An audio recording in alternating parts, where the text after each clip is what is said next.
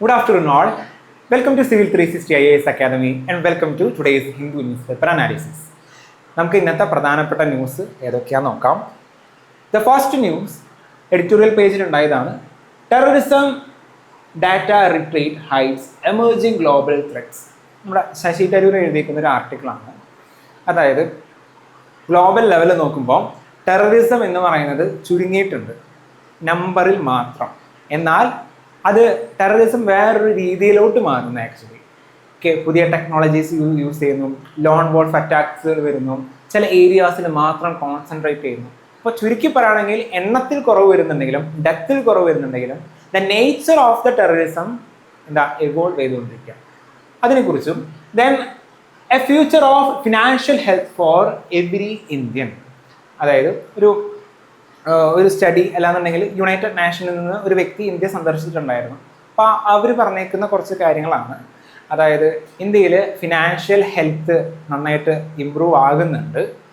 അതുപോലെ തന്നെ നമ്മുടെ ജൻധൻ യോജന ഒക്കെ ഇല്ലേ, അതായത് അക്കൗണ്ട്സ്, അതായത് ബാങ്ക് അക്കൗണ്ട് നമുക്ക് ക്രിയേറ്റ് ചെയ്യുന്ന ആ സ്കീമൊക്കെ ഇല്ലേ, അപ്പോൾ അതൊക്കെ നല്ല രീതിയിൽ വർക്ക് ആകുന്നുണ്ട്.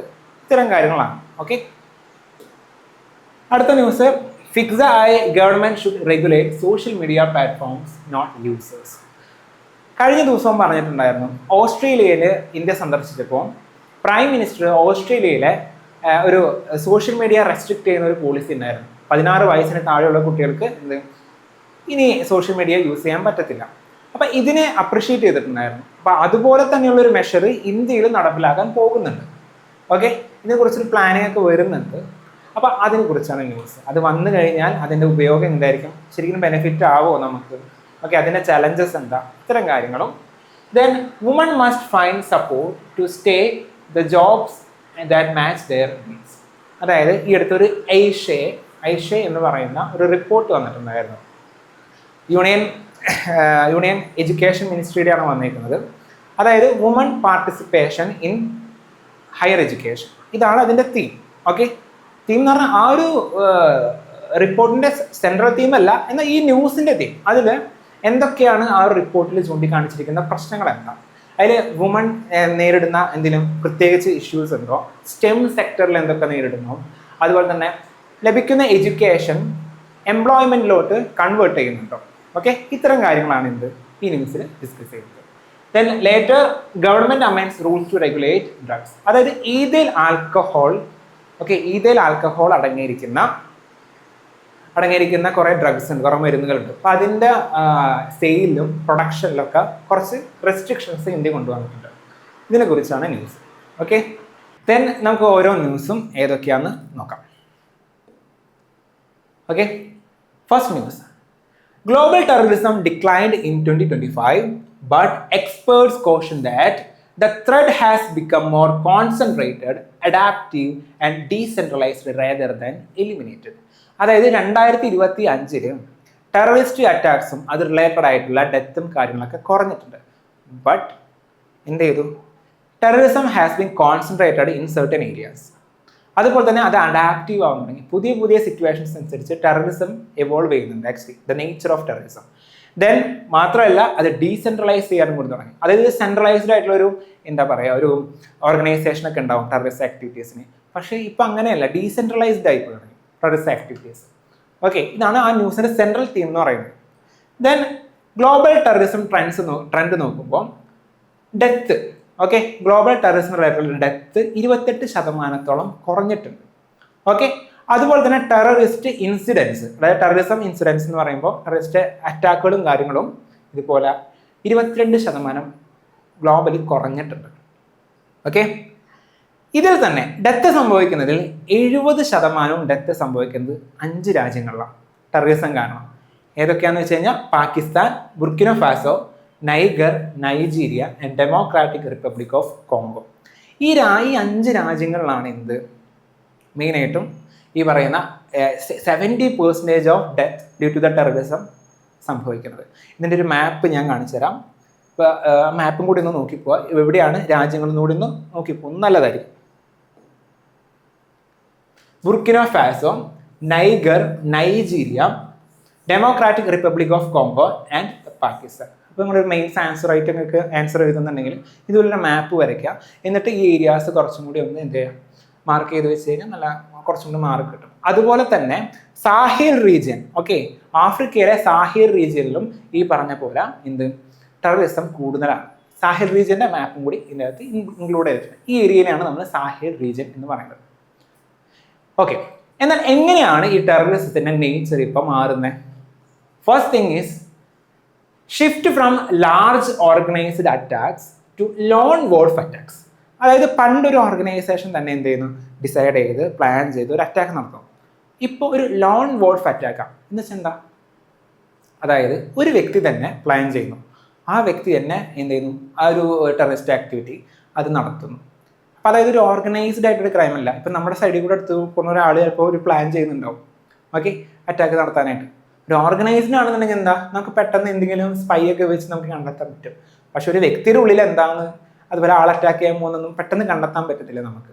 അപ്പോൾ ഒരു ഓർഗനൈസ്ഡ് അറ്റാക്സിൽ നിന്ന് ലോൺ വോൾഫ് അറ്റാക്കിലോട്ട് മാറുന്നുണ്ട്. ഇത് ഡീസെൻട്രലൈസ്ഡ് ചെയ്യുന്നുണ്ട്, ഓക്കെ, കുറച്ചും കൂടി ഡീസെൻട്രലൈസ് ചെയ്യുന്നുണ്ട്. പിന്നെ ഓൺലൈൻ റാഡിക്കലൈസേഷൻ സംഭവിക്കുന്നുണ്ട് ത്രൂ ഡിജിറ്റൽ പ്ലാറ്റ്ഫോംസ്. പല ഡിജിറ്റൽ പ്ലാറ്റ്ഫോം, സോഷ്യൽ മീഡിയ പ്ലാറ്റ്ഫോംസിലൊക്കെ റാഡിക്കലൈസേഷൻ എന്ന് പറയുന്നത് ഈ എക്സ്ട്രീമിസ്റ്റ് ഐഡിയാസ് ഒക്കെ ഇൻജെക്ട് ചെയ്യുന്നുണ്ട് യൂത്തിലോട്ടൊക്കെ. Then terrorism mainly border centric ആകുന്നുണ്ട്, അതുപോലെ തന്നെ ടെക്നോളജി എനേബിൾഡ് ആകുന്നുണ്ട്. ബോർഡർ സെൻട്രിക് എന്ന് പറഞ്ഞു കഴിഞ്ഞാൽ ബോർഡർ ഏരിയാസിലാണ് ഇപ്പോൾ ടെററിസ്റ്റ് ആക്ടിവിറ്റീസ് കൂടുന്നത്. ഇത് തന്നെ പറയുന്നുണ്ട് ഒരു ഡാറ്റ, അതായത് ഒരു ബോർഡർ ഉണ്ട്, ആ ബോർഡറിനെ 100 കിലോമീറ്റർ അപ്പുറത്തും ഈ ഏരിയയിലായിരിക്കും കൂടുതലും ടെററിസ്റ്റ് ആക്ടിവിറ്റീസും അവരുടെ ക്യാമ്പും എല്ലാം പ്ലേസ് ചെയ്തേക്കുന്നത്. സോ ബോർഡർ ഏരിയാസിലാണ് എന്ത് ചെയ്യുന്നു, കൂടുതലും ടെററിസ്റ്റ് ആക്ടിവിറ്റീസ് നടക്കുന്നു. ദെൻ വേറൊരു ഡാറ്റയും കൂടി പറയുന്നത്, ഏത് രാജ്യത്താണോ പൊളിറ്റിക്കൽ ഇൻസ്റ്റെബിലിറ്റി ഉള്ളത്, അല്ലെങ്കിൽ ഒരു ആംഡ് റിവോൾട്ടൊക്കെ ഉള്ളത്, ആ രാജ്യം ടെററിസത്തിന് കൂടുതൽ ഇരയാകുന്നുണ്ട്. ഒരു രാജ്യത്തെ പൊളിറ്റിക്കൽ ഇൻസ്റ്റെബിലിറ്റി, അവിടുത്തെ ഗവൺമെൻറ്റിൻ്റെയും ഒക്കെ എന്താ പറയുക, സ്റ്റേബിൾ ആണോ അല്ലയോ, ഇതും ടെററിസം തമ്മിൽ നല്ല ബന്ധമുണ്ട്. എവിടെയാണോ ഇൻസ്റ്റെബിലിറ്റി ഉള്ളത് അവിടെ ടെററിസം കൂടുതലാണെന്ന് പറയുന്നത്. അപ്പോൾ 99% of terrorism deaths occur in countries experiencing armed conflict and political stability. Okay, ഇതുപോലെ തന്നെ ബോർഡർ സെക്യൂരിറ്റിയുടെ കേസും പറഞ്ഞു. 60% of the terrorist attacks within 100 kilometres of international borders.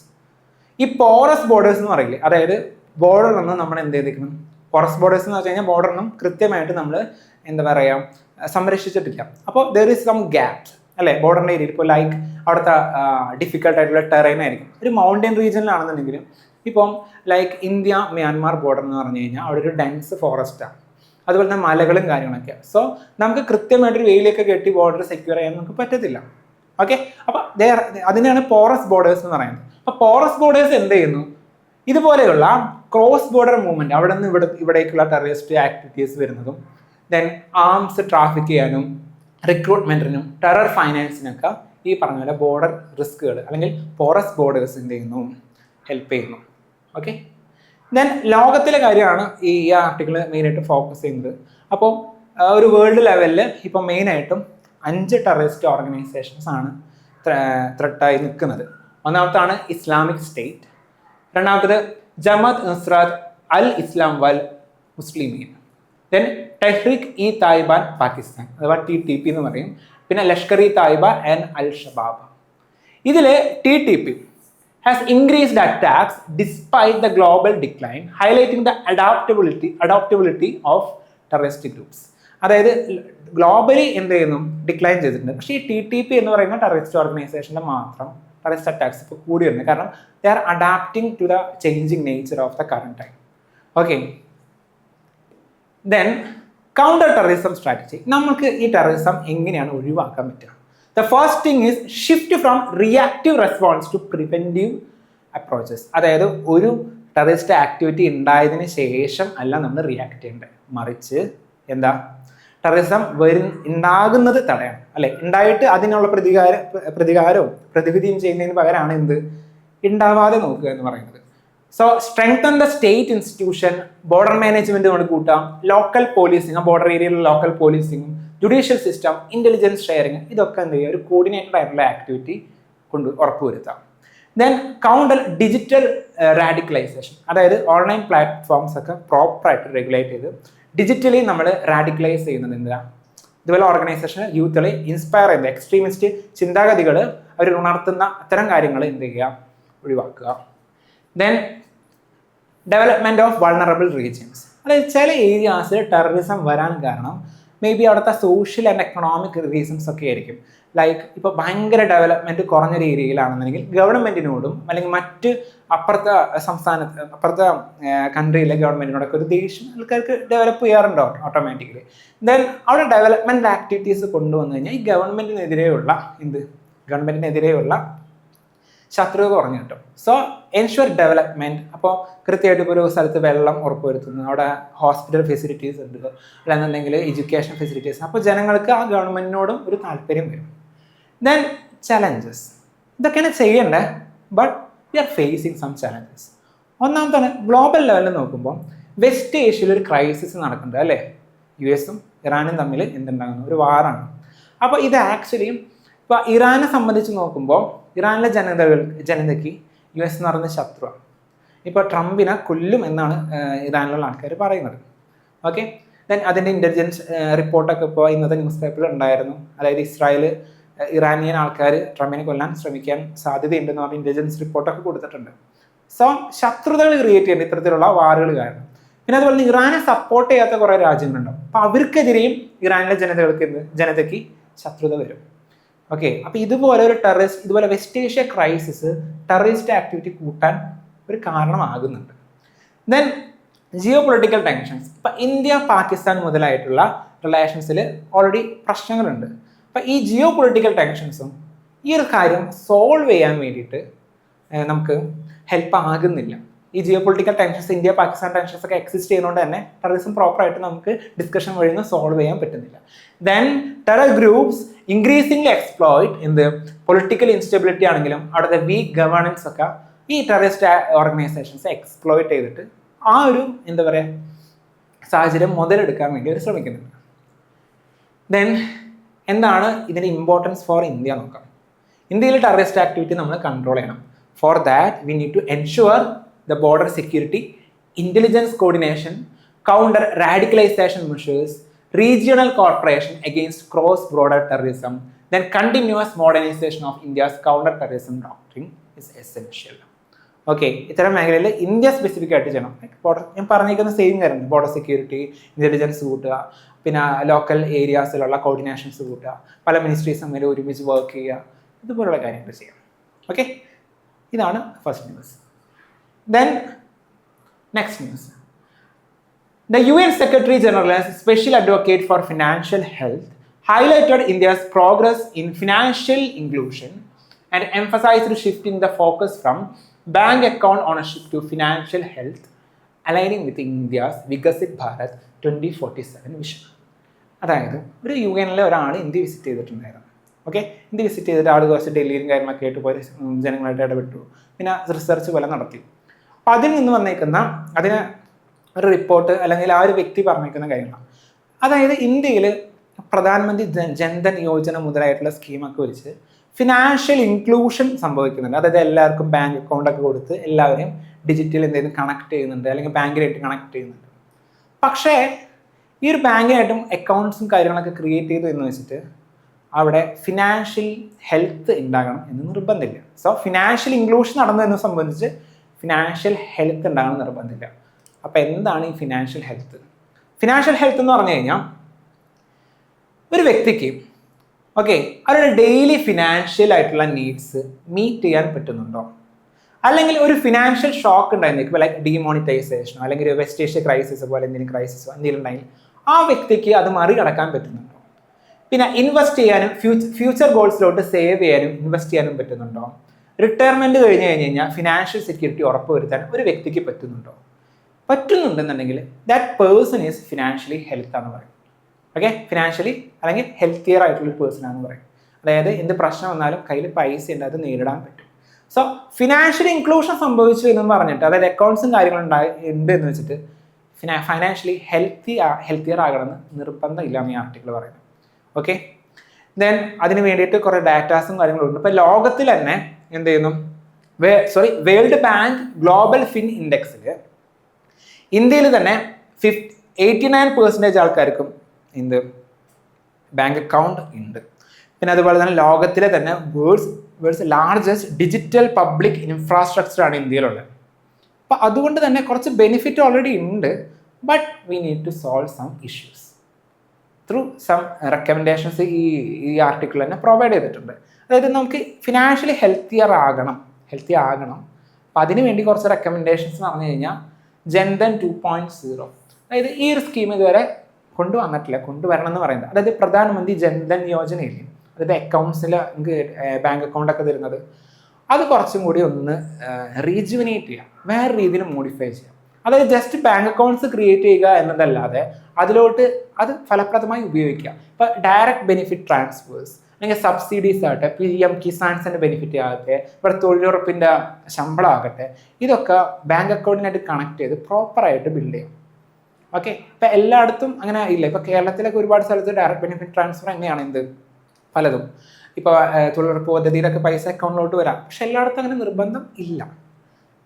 Then അപ്പോൾ അങ്ങനെ ഉറപ്പ് വരുത്തുകയാണെങ്കിൽ it will ensure the better social security, increased saving, നമ്മുടെ സേവിങ് ഒക്കെ കൂടും. റിട്ടയർമെൻറ്റ് കഴിഞ്ഞ് കഴിഞ്ഞാലും നമുക്ക് അത്യാവശ്യം കയ്യിൽ പൈസ ഉണ്ടാകും. ദെൻ അടുത്ത റെക്കമെൻഡേഷൻ എന്ന് പറഞ്ഞാൽ strengthen the digital public infrastructure. നമ്മുടെ ആർട്ടിഫിഷ്യൽ ഇൻ്റലിജൻസ് അതുപോലെ പുതിയ ടെക്നോളജീസ് യൂസ് ചെയ്യുക ഫിനാൻഷ്യൽ മേഖലകളിൽ. പിന്നെ അതുപോലെ ഡിജി ലോക്കർ, ഓക്കെ, ഇതുപോലെ ടെക്നോളജീസ് ഒക്കെ യൂസ് ചെയ്തിട്ട് നമ്മുടെ ഫിനാൻഷ്യൽ ഹെൽത്ത് കുറച്ചും കൂടി കൂട്ടാൻ നോക്കുക, കുറച്ചും കൂടി ഡിജിറ്റലൈസ് ചെയ്യാം. Then improve financial health data. അതായത് നമുക്കൊരു പോളിസി ക്രിയേറ്റ് ചെയ്യണമെന്ന് വിചാരിക്കാം, ഫിനാൻഷ്യൽ മാറ്റേഴ്സ് റിലേറ്റഡ് ആയിട്ടുള്ള. ഫസ്റ്റ് തിങ്, നമുക്കൊരു എവിഡൻസ് ബേസ്ഡ് ആയിട്ടുള്ള ഒരു പോളിസി ഉണ്ടാക്കണം എന്നുണ്ടെങ്കിൽ നമ്മുടെ കയ്യിൽ ഡാറ്റ വേണം. ഓക്കെ, ആൾക്കാരുടെ വരുമാനം എത്രയാണ്, ആൾക്കാർ എത്രത്തോളം സ്പെൻഡ് ചെയ്യുന്നുണ്ട്, അല്ലേ, ആൾക്കാർക്ക് എവിടെയാണ് കൂടുതൽ പൈസ പോകുന്നത്, ഇപ്പോൾ ഹെൽത്ത് സ്പെൻഡിങ് ഒക്കെ കൂടുതലാണോ, ഇതൊക്കെ അറിയണ്ടേ. So we need data, so we need to collect data.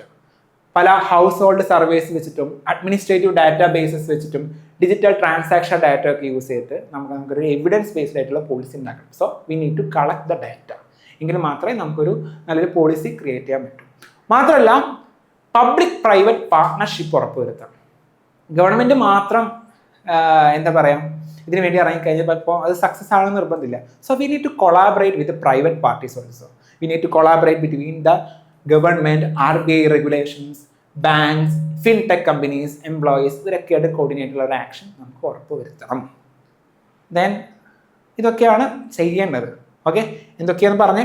അതായത് ഫസ്റ്റ് ജൻധൻ 2.0 ലോഞ്ച് ചെയ്ത് അതിനെ ഇൻ്റഗ്രേറ്റ് ചെയ്യുക, കുറച്ചും കൂടി നല്ല രീതിയിൽ റീജുവിനേറ്റ് ചെയ്യുക. Then strengthen our digital public infrastructure. Then improve financial health data use and public private partnership.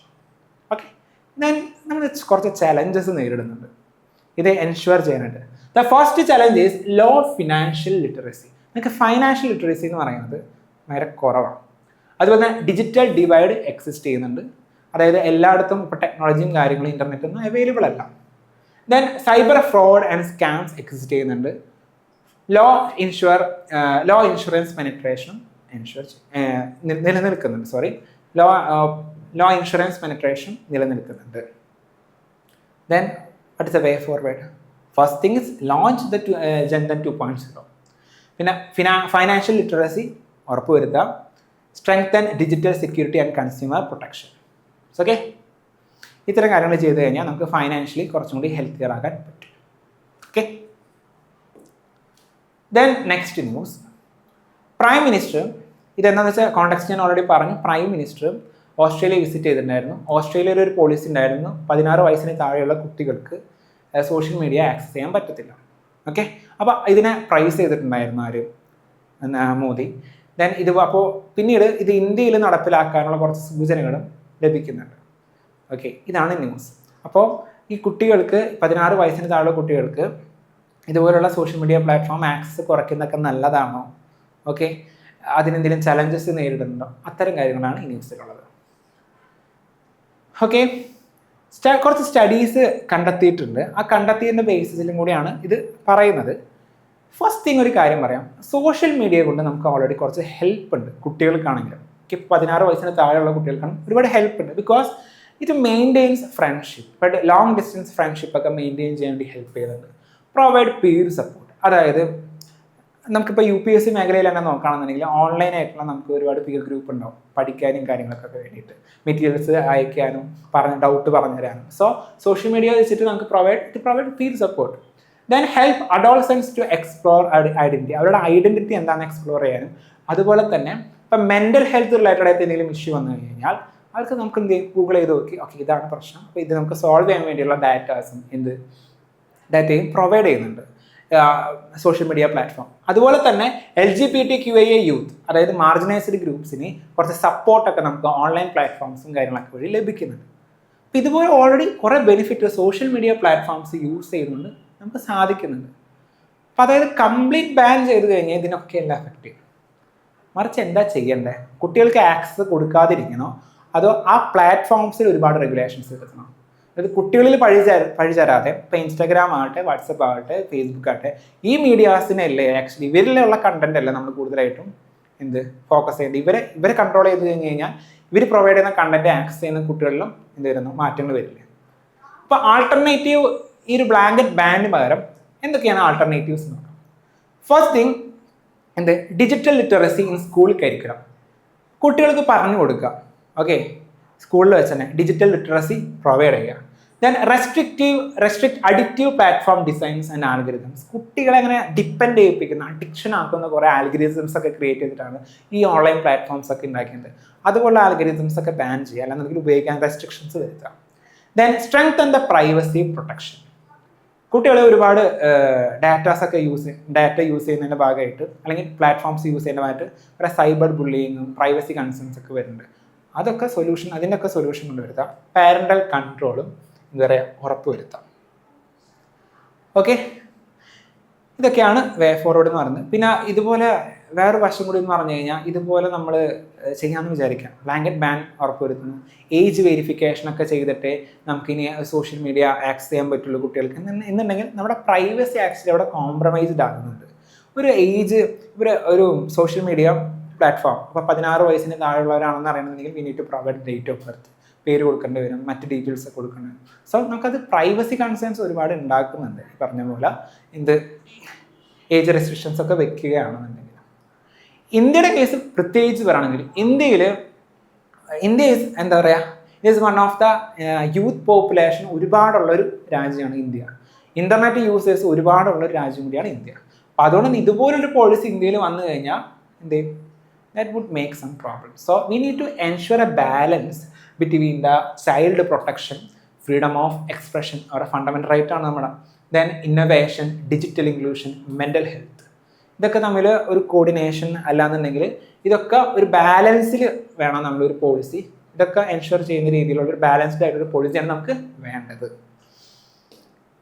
Then next news, ഒരു സർവേ വന്നിട്ടുണ്ടായിരുന്നു, all India survey on higher education, Aishe 2023-2024. ഇവരുടെ റിപ്പോർട്ടാണ് പറയുന്നത്. ഇത് ഹയർ എഡ്യൂക്കേഷനിൽ എന്തൊക്കെ മാറ്റങ്ങൾ വന്നു എന്നാണ് ഈ റിപ്പോർട്ട് പറയുന്നത്. Okay, woman now constitute nearly half of the India's higher education students. സ്ത്രീകളാണ് പകുതിയോളം ഹയർ എഡ്യൂക്കേഷനിൽ പഠിക്കുന്നത്. But challenges remain in employment, STEM participation, institutional leadership and labor force participation. അതായത് സ്ത്രീകൾ ഹയർ എഡ്യൂക്കേഷൻ മേഖലയിൽ അല്ലെങ്കിൽ ഹയർ എഡ്യൂക്കേഷൻ എൻറോൾ ചെയ്യുന്നുണ്ടെങ്കിലും അവർക്ക് ജോലിയായിട്ട് ട്രാൻസ്ഫർ ചെയ്തത് കുറവാണ്. സ്റ്റെം മേഖല നോക്കുകയാണെങ്കിൽ science, technology, engineering and mathematics മേഖലയിൽ നോക്കുകയാണെങ്കിൽ അവിടെ ഒരു ബയാസ്നെസ് നമുക്ക് കാണാൻ പറ്റും. അതുപോലെ തന്നെ ലീഡർഷിപ്പ് റോളിലോട്ട് സ്ത്രീകൾ വരുന്നില്ല. അതുപോലെ തന്നെ പഠിക്കുന്നു, ഹയർ എഡ്യൂക്കേഷൻ നേടുന്നു, എന്നാൽ ലേബർ ഫോഴ്സ് പാർട്ടിസിപ്പേഷൻ ഇവരുടെ കുറവാണ്. ഇങ്ങനെ കുറേ ഡാറ്റയും ഈ ഒരു റിപ്പോർട്ട് പ്രൊവൈഡ് ചെയ്യുന്നുണ്ട്. അപ്പോൾ ഇങ്ങനെ റിപ്പോർട്ട് വന്നിട്ട് 2 ദിവസമായി. ഇതിൻ്റെ ഒരു അനലിറ്റിക്കൽ ആയിട്ടുള്ള ഒരു വ്യൂ ആണ് ഈ ഒരു ആർട്ടിക്കിൾ നമുക്ക് കിട്ടുന്നത്. ഡാറ്റ നോക്കാം. Growth in female higher education enrolment, അതായത് ഫീമെയിൽ എൻറോൾമെൻറ്റ് ഹയർ എഡ്യൂക്കേഷനിലോട്ട് അത്യാവശ്യം നല്ല രീതിയിൽ കൂടിയിട്ടുണ്ട്. ഏകദേശം 42% ഇൻക്രീസാണ് സംഭവിച്ചിരിക്കുന്നത്. ഇപ്പോൾ ടോട്ടൽ എൻറോൾമെൻറ്റിലൊക്കെ നോക്കുകയാണെന്നുണ്ടെങ്കിൽ 49.7 സ്ത്രീകൾ തന്നെയാണ്. അത്യാവശ്യം നല്ല രീതിയിൽ എൻറോൾമെൻറ്റ് നടന്നിട്ടുണ്ട്. അതുപോലെ മാർജിനലൈസ്ഡ് സെക്ഷൻസ്, SC ST ഈ മേഖലയിൽ നിന്നുള്ള ആൾക്കാരും ഹയർ എഡ്യൂക്കേഷനായിട്ട് ഒരുപാട് വരുന്നുണ്ട്. But there existing some problems. First is STEM gender gap. Stem എന്ന് പറഞ്ഞാൽ എന്താ? Science, technology and engineering, science, technology, engineering and mathematics. ഈ മേഖലകളിൽ 44% സ്ത്രീകളാണ്. പക്ഷേ ആ സ്ത്രീകൾ തന്നെ ഈ മേഖലയിൽ വേറെ സ്ഥലത്ത് കോൺസെൻട്രേറ്റ് ചെയ്തിരിക്കുന്നത്. ലൈക്ക് ജനറൽ സയൻസ്, അതായത് ബയോളജി, കെമിസ്ട്രി ഇതുപോലുള്ള സയൻസ് സബ്ജക്റ്റ് പഠിക്കാനാണ് സ്ത്രീകൾ പോകുന്നത്. എന്നാൽ എഞ്ചിനീയറിങ്ങിലും അതുപോലെ തന്നെ ടെക്നോളജി മേഖലകളിലോട്ട് സ്ത്രീകൾ വരുന്നില്ല. അപ്പം സ്റ്റെം എന്ന് പറഞ്ഞ മേഖലയിൽ തന്നെ എന്ത് ചെയ്യുന്നു? ഒരു ബയാസ്നെസ് കാണുന്നുണ്ട്, അല്ലെങ്കിൽ സ്ക്യൂഡ് ആയിട്ടുള്ള ഒരു പാർട്ടിസിപ്പേഷൻ കാണുന്നുണ്ട്. അപ്പം അതുകൊണ്ട് തന്നെ artificial intelligence, software engineering, advanced technologies ഈ മേഖലകളിൽ സ്ത്രീകളുടെ പ്രാതിനിധ്യം കുറവാണ്. Okay. Then gender gap in academic leadership. അതായത് 100 ടീച്ചേഴ്സ് ഉണ്ടെങ്കിൽ, മെയിൽ ടീച്ചേഴ്സ് ഉണ്ടെങ്കിൽ അതിന് കറസ്പോണ്ടിങ് ആയിട്ട് 82 ഫീമെയിൽ ടീച്ചേഴ്സേ ഉള്ളൂ. അപ്പോൾ ടീച്ചേഴ്സ് ഇല്ല, സോ ലീഡർഷിപ്പ് റോള് വളരെ കുറവാണ്. യൂണിവേഴ്സിറ്റി ലീഡർഷിപ്പിലൊക്കെ സ്ത്രീകളുടെ പ്രാതിനിധ്യം വളരെ കുറവാണ്. സോ ഡിസിഷൻ മേക്കിംഗ് പൊസിഷൻസിനും അവരുടെ എണ്ണം കുറവാണ്. Then education employment disconnect. അതായത് ഹയർ എഡ്യൂക്കേഷൻ ലഭിക്കുന്നുണ്ട് സ്ത്രീകൾക്ക്, എന്നാൽ ഇത് എംപ്ലോയ്മെന്റിലോട്ട് കൺവേർട്ട് ചെയ്യപ്പെടുന്നില്ല. Okay, because they are facing some problems. സ്ത്രീകളാണെന്നുണ്ടെങ്കിൽ ദേ ഹാവ് ഡൊമസ്റ്റിക് റെസ്പോൺസിബിലിറ്റീസ്, വീട്ടിലെ കുറച്ച് കാര്യങ്ങൾ നോക്കേണ്ടി വരും, സോഷ്യൽ എക്സ്പെക്ടേഷൻസ് ഉണ്ടാവും. ഇനി ജോലി ചെയ്യാൻ പോകുന്ന സ്ഥലത്താണെന്നുണ്ടെങ്കിൽ പഠിച്ചു എന്നാൽ ജോലി ചെയ്യാൻ പോകുന്ന സ്ഥലത്താണെങ്കിൽ സേഫ്റ്റി ഇല്ല, അല്ലാന്നുണ്ടെങ്കിൽ lack of suitable employment opportunities. ഇപ്പോൾ ലൈക്ക് അവർക്ക് ഇപ്പം പീരിയഡ്സ് വരുന്ന സമയത്തിനൊന്നും ലീവ് എടുക്കാൻ പറ്റുന്നില്ല, അല്ലാന്നുണ്ടെങ്കിൽ അവർക്ക് അവരുടേതായുള്ള ഫ്ലെക്സിബിൾ ആയ ഒരു എൻവയോൺമെന്റ്, വർക്ക് കൾച്ചറും എൻവയോൺമെന്റും ഇല്ല എന്നുണ്ടെങ്കിൽ ഇല്ല. അപ്പോൾ അത് എന്ത് ചെയ്യുന്നു? ഈ എഡ്യൂക്കേഷൻ ഉണ്ടെങ്കിലും അത് എംപ്ലോയ്മെന്റിലോട്ട് ജനറേറ്റ് ആവുന്നില്ല. Then gender wage employment gap. അതായത് സ്ത്രീയും പുരുഷനും ജോലി ചെയ്യുന്നു, എന്നാൽ സ്ത്രീക്ക് പൈസ കുറവാണ് കിട്ടുന്നത്. Okay, compare to male. ഇനി 62% വുമണും സെൽഫ് എംപ്ലോയിഡ് ആണ് എന്നാണ് ഡാറ്റ പറയുന്നത്. പക്ഷേ ഈ 62%ലും സെൽഫ് എംപ്ലോയിഡ് എന്ന് പറയുമ്പോൾ പല സ്ത്രീകളും കൃഷി ചെയ്യുന്നുണ്ടാവും. പക്ഷെ കൃഷി ചെയ്യുന്നത്, ആ കൃഷി എന്ന് പറഞ്ഞാൽ വീടിൻ്റെ ഭാഗമായിട്ട് കൃഷി ചെയ്യുന്നതാണ്. അവർക്ക് എന്താ പൈസ ഒന്നും തിരിച്ച് കിട്ടുന്നുണ്ടാവില്ല അതിൽ. അതായത് ശമ്പളവും കാര്യങ്ങളൊന്നും ഇല്ല, ജസ്റ്റ് സെൽഫ് എംപ്ലോയിഡ് ആണോ ഓക്കെ, പക്ഷെ ഫാമിലിക്ക് വേണ്ടി ചെയ്യുന്നത്, അപ്പോൾ ദർ അൺപെയ്ഡ് ആണെന്ന് പറയും. അപ്പോൾ these are the problems they are phasing. Okay, then importance for India എന്നാണ് നോക്കുക. ഇന്ത്യക്ക് ഇത് എന്താ ഇമ്പോർട്ടൻസ് ആണ്? Actually woman participation is very very important in India because it is essential for the economic growth of India, better health outcomes, inequality കുറയ്ക്കാനും അതുപോലെ തന്നെ human capital ഡെവലപ്മെൻറ്റിനും ഈ woman empowerment is very very important. Then failure to convert education into the employment can lead to underutilization of India's demographic dividend. ഇതിന് demographic dividend, അതായത് working age population ഇന്ത്യയിൽ കൂടുതലാണ്. അപ്പോൾ actually എഡ്യൂക്കേഷനുള്ള ആൾക്കാരെ എംപ്ലോയ്മെൻറ്റിലോട്ട് മാറ്റാൻ പറ്റിയില്ല എന്നുണ്ടെങ്കിൽ നമുക്ക് ഡെമോഗ്രാഫിക് ഡിവിഡൻഡ് ഉണ്ടായിട്ട് എന്താ കാര്യം അല്ലേ? ദെൻ എന്തൊക്കെയാണ് ചലഞ്ചസ് നേരിടുന്നത് നോക്കാം. ഓക്കെ, ഇങ്ങനെ കൺവേർഷനിൽ എന്തൊക്കെ ചലഞ്ചസ് നേരിടുന്നത് പറഞ്ഞാൽ ഞാൻ പറഞ്ഞേക്കുന്ന സെയിം കാര്യങ്ങൾ തന്നെ. അതായത് സ്റ്റെം പാർട്ടിസിപ്പേഷനിൽ കുറവാണ്, എഡ്യൂക്കേഷൻ ഓട്ടോമാറ്റിക്കലി എംപ്ലോയ്മെൻറ്റിലോട്ട് ആകുന്നില്ല. ഞാൻ പറഞ്ഞേക്കുന്ന സെയിം ചലഞ്ചസ്. നമുക്ക് സൊല്യൂഷനിലോട്ട് നോക്കാം. എന്താണ് ഈ പ്രശ്നങ്ങൾ സോൾവ് ചെയ്യാൻ വേണ്ടി വേണ്ടത് വേ forward? First thing is education employment linkage. അതായത് ഹയർ എഡ്യൂക്കേഷൻ ലഭിക്കുന്നു, അവരെ ഇൻഡസ്ട്രീസുമായിട്ട് ലിങ്ക് ചെയ്യണം. പഠിച്ചു കഴിഞ്ഞാൽ ജോലി നമുക്ക് ലഭിക്കണം അല്ലേ? അപ്പം അതിനു വേണ്ടി ആ ജോലി കിട്ടേണ്ട രീതിയിലുള്ള അവരുടെ സ്കില്ലൊക്കെ മോഡിഫൈ ചെയ്ത് അവരെ എംപ്ലോയ്മെൻറ്റിന് എന്താ പറയുക, എംപ്ലോയ്മെൻറ്റിന് യോഗ്യത ഉള്ള ആൾക്കാരായിട്ട് മാറ്റുക. Then encourage women in STEM. അതായത് ജനറൽ സയൻസ്, ബയോളജി, കെമിസ്ട്രി മാത്രമല്ലാണ്ട് ഇപ്പോൾ ആർട്ടിഫിഷ്യൽ ഇൻ്റലിജൻസ് ആണെങ്കിലും മറ്റ് എഞ്ചിനീയറിംഗ് മേഖലയിലോട്ടൊക്കെ സ്ത്രീകളുടെ പ്രാതിനിധ്യം ഉറപ്പുവരുത്താം. Then increase workplace participation. ഇപ്പോൾ പല സ്ത്രീകളും ജോലിക്ക് പോകാത്തതെന്ന് വെച്ചാൽ അവരുടെ കുട്ടികളെ കെയർ ചെയ്യാൻ വേണ്ടി ആരും ഉണ്ടാവില്ല. സോ ചൈൽഡ് കെയർ ഫെസിലിറ്റീസ് കൂട്ടുക. എൻഷുർ സേഫ് വർക്ക് പ്ലേസസ്, അതായത് വർക്ക് പ്ലേസസിലൊക്കെ സ്ത്രീകൾക്ക് ചൂഷണം നേരിടുന്നില്ല എന്ന് ഉറപ്പുവരുത്തുക. ദെൻ ഫ്ലെക്സിബിൾ വർക്ക് അറേഞ്ച്മെന്റ്സ് ഒരു ഉറപ്പുവരുത്തുക.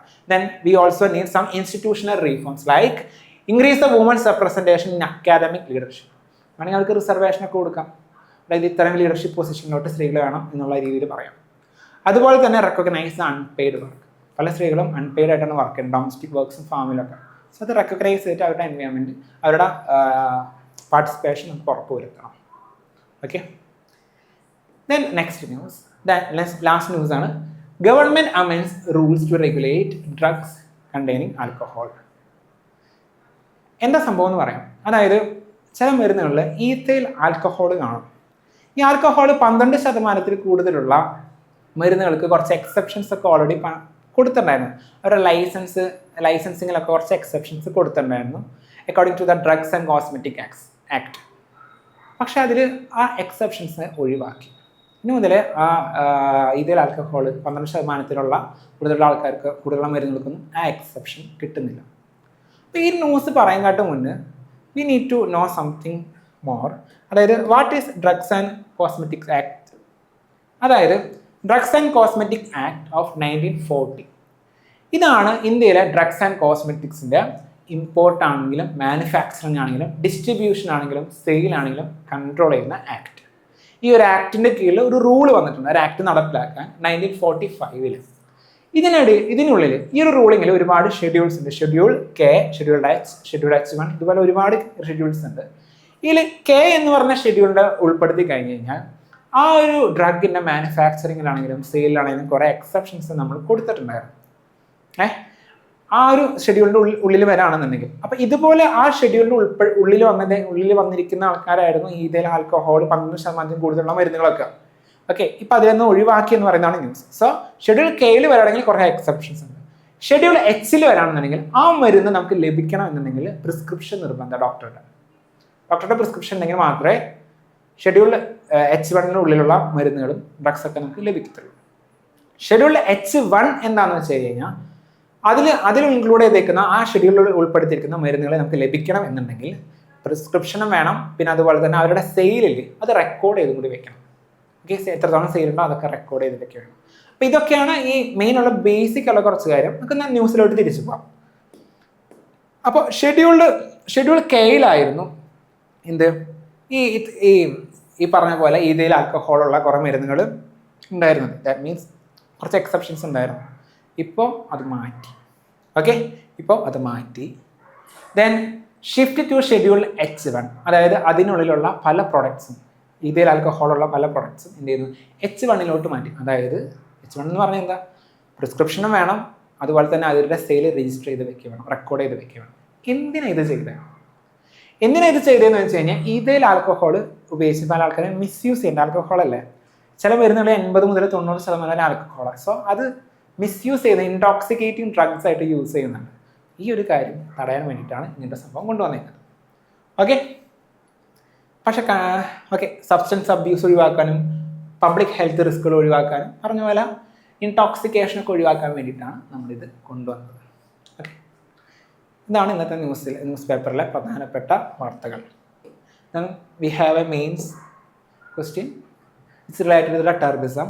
നിങ്ങൾക്കിത് ആൻസർ ചെയ്തതിന് ശേഷം newspaper.civil360@gmail.com അയച്ചു കഴിഞ്ഞാൽ അത് വാല്യൂ ചെയ്ത് തിരിച്ച് ആ ഇമെയിലോട്ട് അയക്കുന്നതായിരിക്കും. Okay, thank U.